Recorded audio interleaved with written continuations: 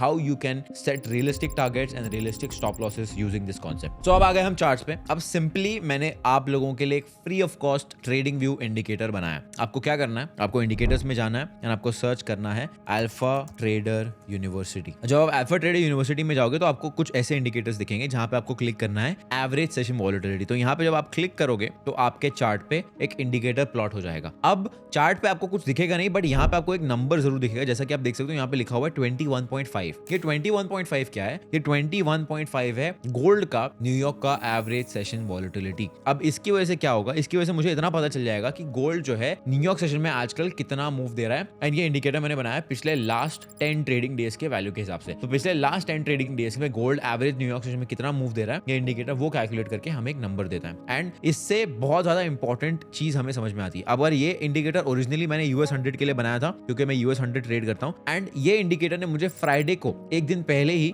बहुत important data point दिखाया था। अब मैं आपको एग्जांपल देता हूं। अब मान लीजिए जब यूएस 30 में मैं ट्रेड ले रहा था तो मेरा यहाँ पे सपोर्ट लेवल था कुछ ऐसा। यहाँ पे मैंने सपोर्ट लेवल को ड्रॉ किया हुआ था एंड यहाँ पे मेरा ऐसा था एनालिसिस कि जब प्राइस इस सपोर्ट लेवल को टैप इन करेगा तो यहाँ पे एंट्री मैं ले सकता हूँ बुलिश कैंडल क्लोज पे। उसके बाद हुआ क्या मैं आपको दिखाता हूँ। तो आप ध्यान से देखोगे तो यहाँ पे प्राइस ने मुझे एक बुलिश एंट्री दी थी। तो यहाँ पे this was a valid entry as per my strategy, क्योंकि यहाँ पे मुझे एंट्री मिल गई, ठीक है, बुलिश कैंडल मिल गया, सपोर्ट को टैप इन कर लिया, ये मेरा स्टॉप लॉस हो गया। अब इस मोमेंट पे आप देख रहे हो एवरेज सेशन वॉलेटिलिटी इंडिकेटर मुझे ये दिखा रहा है कि न्यूयॉर्क सेशन में यूएस 100 का एवरेज सेशन वॉलेटिलिटी इज 176। तो अब ओरिजिनली मान लो अगर मैं अपना स्टॉप लॉस यहाँ पे रखता, मेरा स्टॉप लॉस हो गया कितने पॉइंट्स का? ऑलमोस्ट 130 पॉइंट्स का स्टॉप लॉस हो गया। तो अगर मुझे 1:2 का रिस्क रिवॉर्ड रेशियो अचीव करना है तो मुझे क्या करना पड़ेगा? मुझे 260 का टारगेट रखना पड़ेगा। तो 260 पॉइंट अगर मैं इसको करता हूं, do you think that is realistic? No, क्योंकि यहाँ पे मैं सीधा 90 पॉइंट एक्स्ट्रा एक्सपेक्ट कर रहा हूं मार्केट से, जहां पे मार्केट मुझे क्लियरली बता रहा है कि 170 पॉइंट का एवरेज सेशन वॉलेटिलिटी है न्यूयॉर्क में।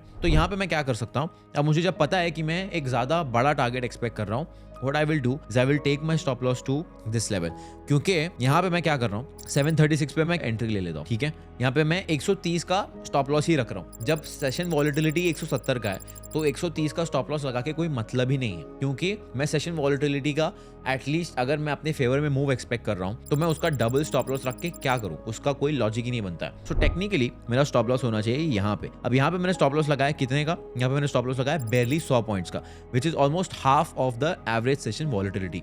दैट मीन्स अब यहाँ पे अगर मैं 1:2 का टारगेट रखूंगा, which is going to be this, then my target is about almost 170-160 points के आसपास। That means it is realistic. तो अगर यहाँ पे मैं ट्रेड लेता भी हूँ तो there is a high chance कि मेरा टारगेट जो है हिट होगा।